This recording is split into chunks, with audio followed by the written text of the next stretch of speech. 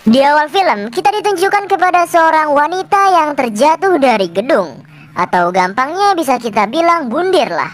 Di sisi lain, ayahnya si wanita tadi baru pulang dari belanjanya. Setelah pulang, ia pun sangat-sangat terpukul karena anak semata wayangnya telah meninggal dan mengenaskan, dan film pun dimulai dengan judul My Little Baby Jaya. Film pun dimulai dengan menunjukkan seorang pria parubaya bernama Lee Won. Lee memiliki kekurangan fisik. Supaya kagak pusing aing nyebut nama-namanya ya, kita panggil saja dia si Ayah gitu. Saat itu si Ayah sedang sangat-sangat gembira karena mendapatkan kabar bahwa anak semata wayangnya diterima di sekolah ternama di kota Seoul berkat beasiswa yang anaknya dapatkan. Dengan bangga, ia pun langsung berlari menuju gereja di desa itu. Ia pun memberitahu anaknya yang sedang latihan paduan suara di gereja tersebut. Dan si dedek cantik ini bernama Jaya. Bukan Jaya teman kalian ya, itu burik anjing. Lalu film pun mundur ketika Jaya masih kecil. Ayahnya yang memiliki kekurangan ini tetap menafkahi Jaya dengan berdagang. Saat itu Jaya juga hendak dipisahkan oleh pemerintah setempat. Namun Jaya tetap ingin tinggal bersama ayahnya. Walaupun Jaya hidup berdua dengan ayahnya dan hidup seadanya, Jaya adalah anak yang berbakat dan pintar. Dan tak lupa juga, Jaya tetap menyayangi ayahnya.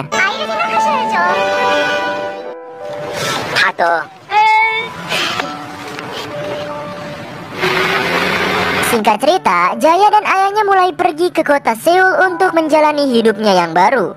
Mereka pun menempati rumah yang kecil dan cukup untuk ditinggali oleh 2 orang. Saat hari pertama sekolah, Jaya duduk sendirian. Tak lama kemudian, 3 orang cewek pun datang dan mengusir Jaya untuk pindah tempat. 3 cewek tersebut diketuai oleh Hisun, yang kebetulan ia adalah anak pemilik dari sekolah tersebut. Supaya kita nggak pusing lagi nyebutnya, kita sebut saja mereka Geng Sun. Dan akhirnya, Jaya pun duduk dengan seorang wanita bernama Min. Di sisi lain, si Ayah sedang sibuk nyari tempat untuk ngelapak dagangannya. Ya dikarenakan di kota rada susah nyari tempat lapak yang strategis gitu. Ia pun menanyakan kepada bapak-bapak penjual goreng sampe untuk meminta izin agar ia bisa membuka lapaknya di tempat tersebut. Dikarenakan dagangannya berbeda, si bapak itu mempersilahkannya untuk melapak. Di sekolah, kakak kelas pun datang untuk perekrutan anggota paduan suara.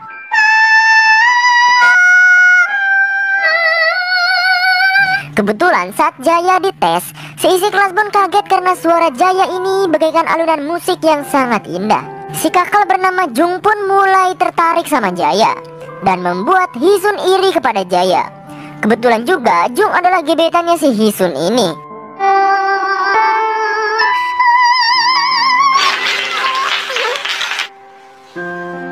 Hari demi hari hubungan pertemanan Jaya dan Min sangat dekat.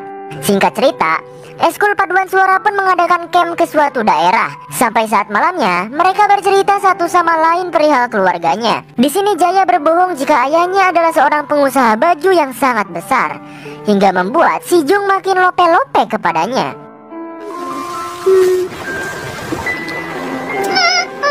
Paginya, Jaya sedang jalan-jalan sambil melatih vokalnya.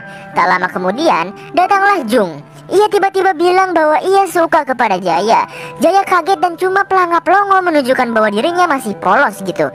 Lalu, ia juga mencium dan ngajak Jaya ke semak-semak belukar gitu kan. Ngapain bos? Gak tau udah mau ngapain anjir. Positif aja mungkin mau kento gitu kan. Saat enak-enak digenjrot, salah satu Geng Sun melihat mereka sedang bergenjrotan. Lalu dengan kagetnya ia pun memvideokan aksinya tersebut. Ia pun langsung memberitahukan video itu kepada Hisun. Hisun pun cemburu dan memutuskan untuk balas dendam kepada Jaya. Geng Sun pun langsung melabrak Min untuk memberitahu keadaan keluarga Jaya yang sebenarnya. Dan disinilah Geng Sun tahu kalau Jaya adalah orang yang miskin. Lalu setelah Geng Sun tahu, ia pun memberitahu Jung yang membuat ia marah-marah dan ngebully si Jaya di rumahnya. Ia pun mendegul-degulkan sirah si Jaya, bahkan membentak-bentak Jaya karena telah membohonginya dan merasa jijik dengan keadaan Jaya sekarang. Ia pun menyundutkan api rokoknya ke kulit Jaya hingga kulitnya terkelupas. Jaya pun akhirnya sadar bahwa semua ini adalah ulah si Hisun. Ia pun langsung mendatangi Hisun dan bilang bahwa ia hanya ingin bersekolah dengan tenang. Tapi si Hisun kagak mempedulikannya. Ia malah membacoti si Jaya soal keadaan fisik ayahnya. Sumpah gak ada alak anjing, aing kesel dah. Hisun pun memukuli Jaya hingga akhirnya ia pun masuk ke rumah sakit. Singkat cerita, pihak sekolah pun tahu soal kejadian pembulian di sekolah tersebut. Hingga akhirnya para guru dan kepala sekolah pun mengadakan rapat. Tapi dibalik semua itu, ibunya Hisun meminta sahabatnya Jaya sebagai sanksi, yaitu Min, untuk berbohong saat rapat nanti. Dan rapat pun dimulai. Min langsung berbicara bahwa Jaya sering membuli siswa-siswi di sekolah itu. Jaya pun kaget, tapi ia tahu kalau dibalik semua itu Min sedang diancam dan ia hanya bisa diam saja. Sementara itu, ayahnya si Jaya memohon-mohon dengan kasihan kepada pihak sekolah agar Jaya bisa dimaafkan. Namun setelah berdiskusi, pihak sekolah tetap akan mengeluarkan Jaya di sekolah itu. Setelah itu Jaya pun berkata kepada ayahnya, mengapa orang-orang miskin seperti keluarganya selalu menjadi korban. Namun ayahnya hanya diam saja.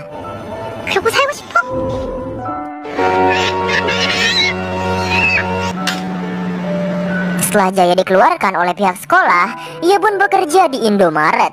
Si manajer Indomaret ini baik banget sama Jaya. Bahkan Jaya juga bisa curhat soal masalahnya kepada si manajer ini. Akhirnya si manajer pun membantu Jaya untuk membuatkan sengketa untuk mengadukan kepada pemerintah setempat. Akhirnya berita soal pembulian ini menyebar ke seluruh masyarakat dan membuat nama sekolah menjadi jelek, terutama untuk Hisun dan Jung yang membuat mereka gagal untuk melanjutkan bersekolah di luar negeri. Singkat cerita, tepat saat ulang tahun Jaya, Jung, Gengsun, bahkan sahabatnya Jaya yaitu Min dan lainnya datang ke rumah Jaya ramai-ramai. Bukannya mereka merayakan ulang tahun, mereka malah meringkus Jaya dan memperkaos Jaya bergilir. Min juga dipaksa untuk melihat Jaya yang sedang digitukan. Lalu mereka pun merekam Jaya yang sedang digenjrot. Jaya pun diancam, jika ia tidak menarik sengketa tersebut, video tersebut akan dikirimkan kepada ayahnya. Karena gak ada jalan lain, dan Jaya juga gak mau hati ayahnya sendiri kecewa ataupun sakit dan kesal, ia pun memutuskan untuk mencabut sengketa itu. Keadaan pun menjadi semakin parah. Setiap malam, selalu ada laki-laki yang menggenjrot si Jaya. Dikarenakan takut dengan ancaman itu, ia pun hanya pasrah saja. Bahkan parahnya, Jaya ini benar-benar diperlakukan layaknya mainan oleh mereka. Mereka bebas melakukan apa saja kepada Jaya. Dan anjingnya, Gengsun pun memaksa Jaya menjadi PSK dan hanya dibayar 1% dari uang hasil PSK-nya. Goblok gak tuh? Sumpah dah. Pada suatu hari, Jaya pun sedang menghabiskan waktunya dengan ayahnya. Ia bilang kepada ayahnya, gimana kalau kita pulang ke desa aja gitu. Ayahnya hanya tersenyum, dan ayahnya menjawab bahwa ia sudah terbiasa dengan keadaan kota.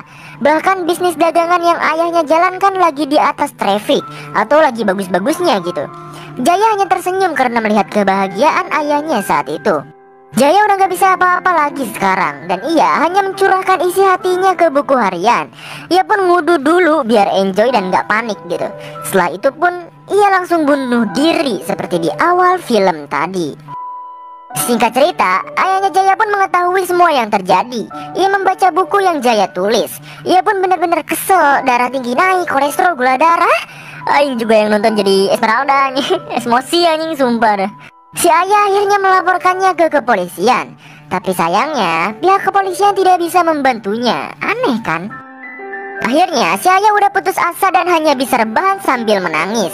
Tiba-tiba datanglah Min, sahabat satu-satunya Jaya itu. Ia memberitahu lebih jelas soal apa yang Jaya alami. Min akhirnya ngajak geng Hisun ke tempat yang sangat sepi. Ia meminta mereka untuk meminta maaf kepada keluarga Jaya. Tapi Hisun malah jor-jor wae alias tidak peduli dan malah tambah songong gitu. Tiba-tiba saja ayahnya Jaya pun datang dan menyeborkan air keras kepada geng Hisun. Bebengetan si Hisun pun dan gengnya pun jadi bejat alias remak, jadi hancur karena air itu gitu lah, bok lah anjing. Ayahnya Jaya pun berhasil meringkus pria-pria brengsek yang sudah menjejali rudal kulit kepada si Jaya. Mereka memohon meminta maaf, tapi karena nyawa gak bisa dibayar sama cuman ngabacot maaf doang gitu kan. Akhirnya si ayah menyiksa mereka satu persatu dengan boneka patung manekin yang biasa ia pajang di dagangannya. Mantap gak tuh coy?